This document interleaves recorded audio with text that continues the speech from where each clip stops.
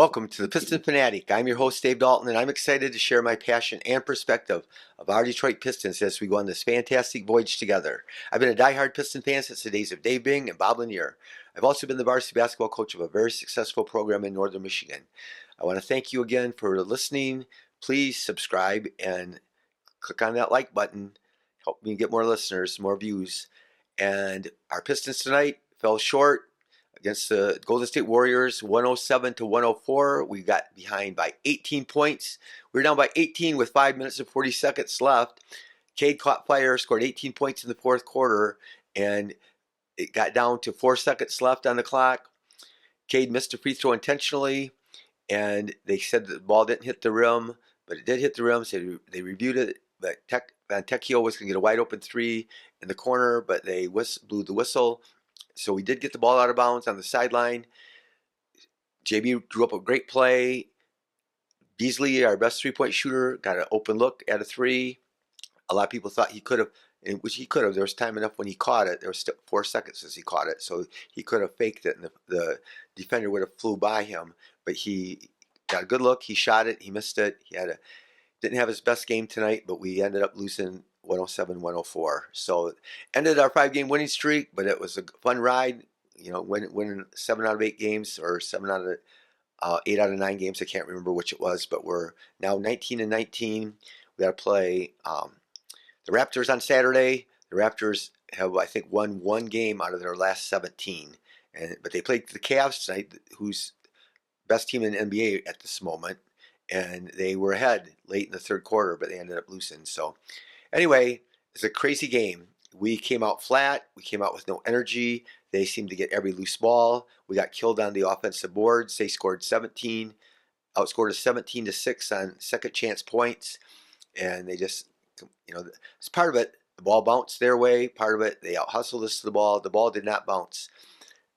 Very good for us tonight. So, but part of it is, like I said, is your own hustle. But so that was disappointing, and we were down way behind. We were behind by about 18 in the first half. We cut it to 10 at halftime. We made a bunch of threes in a row, but we ended up just didn't seem like it was our night. And then miraculously, these guys never quit, and we had a chance to tie it at the end. So that's, I guess, all you could hope for. But Steph Curry, 2 for 14 on threes. The greatest shooter in NBA history was 2 for 14 on threes. And 5 for 21 overall, and we lose to them. And then the crazy thing about sports is they had Santos and Waters. I don't know if you've ever heard of them, but they're 5 for 12 or 7 for 12 on threes. And then just like night in and night out in the NBA. Last night in Brooklyn, when we were playing back to back, they didn't play back to back. It does make a difference. It can't excuse, you got to rise above it, but it's still a real thing.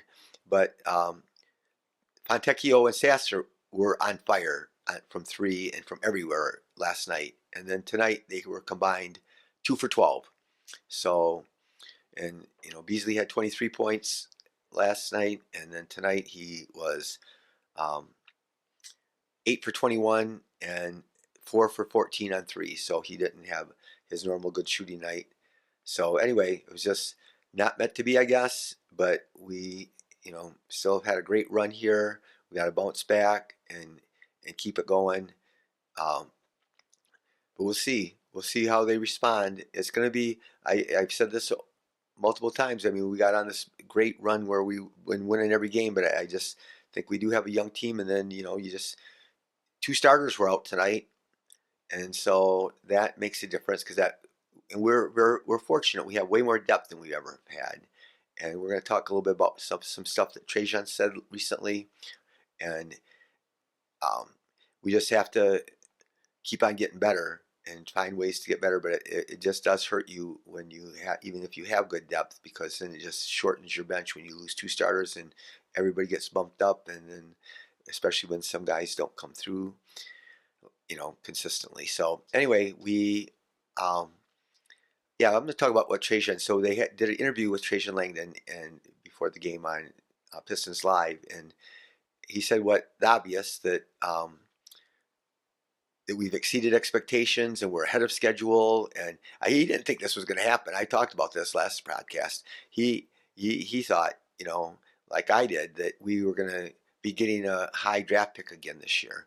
But now we might not even get our first round pick this year because we're doing so well, because it'll have to convey to um, the Timberwolves. So, but we'll see. That's a lot of season left. We're not quite halfway yet. We're getting close to halfway. So we'll see, we'll just see what happens. But he said how encouraging everything is, and um, how good they do it together. How JB is demanding. He's very, very positive, and he holds everybody accountable. They talked about how the guys do it together. Sasser mentioned it, that everybody wants the best for each other, and that's apparent. And so I got to give a shout out to Troy Weaver. So I'm glad that Troy's gone. I'm glad that Trajan's here. And I don't agree with everything Trajan's done, but I think we're in a better place for sure.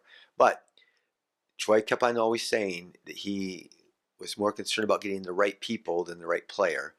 And we got a bunch of good guys, and you hear that from everybody. And they don't say that about everybody everywhere. I can guarantee you that. I mean, I listen to a lot of stuff about a lot of NBA teams, and that's not the way it is. But these guys, you can just tell the way they respond to each other, the way they cheer for each other, and and again, I think JB's cultivated that environment and that culture. But I think the guys that we have, and JB recognizes that we just have really good people. So, but the biggest thing that Trajan said, which he said from the very beginning, he said it before the season, he wants long-term sustainable success, not just short-term success. So again, a lot of people get excited about, oh, let's go trade for Zach LaVine, or let's go trade for Brandon Ingram. And those would be, I think, great short-term moves. And we still might make them. Who knows? You can never say what you're going to do or not do. It depends on what the offer is, what you have to give up, and what you're going to get in return. And so, but I seriously doubt that we're going to make any big moves like that. But I'm going to talk about this over and over again. We hold the key, like the general managers told Bobby Marks that the Pistons hold the key to the trade deadline because we have the only money available. So we can trade and there's possible we're going to get a player this year that might help us do better this year. But I think the main goal will be to make us better for the future, which could mean trying to use that cap space to get be in a three-way trade, and where we would get a first-round draft pick from somebody, or a young player that with a lot of potential. But you just got to wait and see what's going to happen. But I still think we have to make a good move. We have one great move at the trade deadline. We might make other transactions, but I think there's one great move there. We'll see how that works out. It was cool though. You're here on all these podcasts, people talking about our Pistons when they never even mention them. They just won't even mention the game or the score. They'll go run through all the NBA games. They won't mention the games. And like I alluded to before, they'll run through the who scores what on the little ticker on ESPN, and they won't hardly even mention a Piston player. Even if we win and the other team loses, they'll mention their player. And but on more and more podcasts, I listen to a lot of podcasts, but on a really good podcast is the Hoop Collective podcast with Brian Windhorst and Tim Bontemps and Dan McMahon, and they had a whole segment about our Pistons and how good they're doing and how encouraging it is and how they think it's a real thing and sustainable. And so it's just great to have your team and hear them talk about how Cade is an all-star, and a lot of different people, not just one podcaster, not just one person, but a lot of people who are very knowledgeable are really giving the Pistons some props. So hopefully we can keep it going. But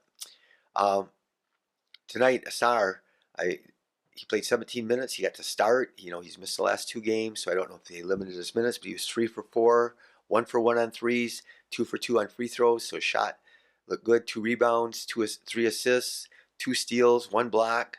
So when you have a game like that, why do you play only 17 minutes? So that's and again, hard to question JB. Maybe it was he's worried about him tired, but I would like to see him play more.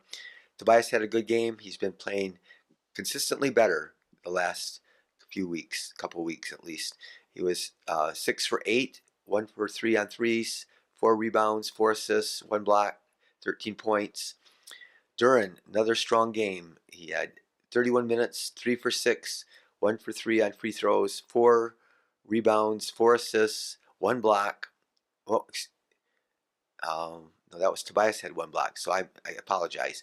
Duran was 31 minutes, 3 for 6, 2 for 3 on free throws, 12 rebounds, 3 assists, 2 steals, 3 blocks.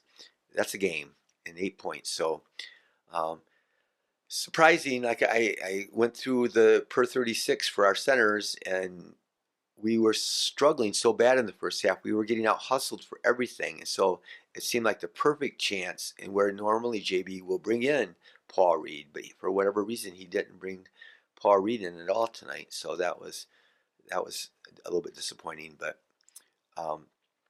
Duran played another good, strong game. But Beasley, 36 minutes, second most minutes on the team, 8 for 21, 4 for 14 on threes, 4 rebounds, 2 assists, and he had 21 points on an off shooting night. But Cade, 40 minutes, and like I said, he was not, they like took him out of the game. They just played him real physical and real aggressive and got the ball out of his hands, and we didn't find ways to get him the ball and get him opportunities, but he was 3 for 8 in the first half, and in the second half he was 9 for 12. And again, almost 18 points of his 32 points were in the fourth quarter. 3 for 6 on threes, 5 for 8 from the free throw line. He missed 1 intentionally, so he would have been probably 6 for 8. But 6 rebounds, 8 assists, 3 steals, 1 block. So that was an all-star performance. Ron Holland, again, he comes in and gives us energy, 20 minutes, and he just makes a difference. And tonight, a night when everybody's kind of flat and we just don't go get it, he always goes and gets it. But he was 3 for 9, 3 for 8, and they just give him threes. Obviously, they just leave him intentionally wide open. So you don't really want him probably shooting 8 threes. But I guess he made 2 of his first 4, and so he was feeling it a little bit. But I loved what he said. After the game, they interviewed him and they talked about how he said, "Well, my shot's feeling good, but I'm going to go and watch film like he always does with Fred Vinson, our shooting coach, and they're going to watch the makes and the misses and discuss them." But another crazy thing happened tonight. We know that Ron always gets into it with people, and there was a shot went up, and him and Draymond got tangled up down below, and Ron kind of gave him a little elbow or forearm to the neck or somewhere in his chest or somewhere, and Draymond didn't like it. Draymond's just yelling and screaming and ranting and raving, and Holland doesn't back down. Holland gets right up after him, and then after the game, they showed the two of them, and they kind of embraced, but it was funny. You expected them like they hugged and wanted everything to be fine, but Holland wouldn't have anything to do with it. When they left, they weren't yelling or saying bad things to each other. It didn't look like, but they did. It wasn't a happy. The last looks they gave each other were not happy looks. So, but he said they asked him what he did, and he said it was all peace, love, and happiness. He was just joking about it. But Stu played 17 minutes. He was 2 for 5, and 1 for 2 on threes, and 3 rebounds. Oh, that's Sasser. I'm sorry. 5 rebounds, 1 assist, 4 points. And Sasser, again, he struggled tonight. He was so good last night. I was hoping he'd get on a roll, but with Ivy out, 16 minutes, 1 for 5, 1 for 2 on threes, 3 rebounds, 1 assist, 3 points. And again, the big story was the offensive rebounds. They got 17 points on second chance points, and we got 6. And so that was a big part of it. And we also let Jackson Davis, I don't know what we were doing on defense, where we were helping or what was going on, but he just cut to the basket and got uncontested dunks. He was like 7 for 9.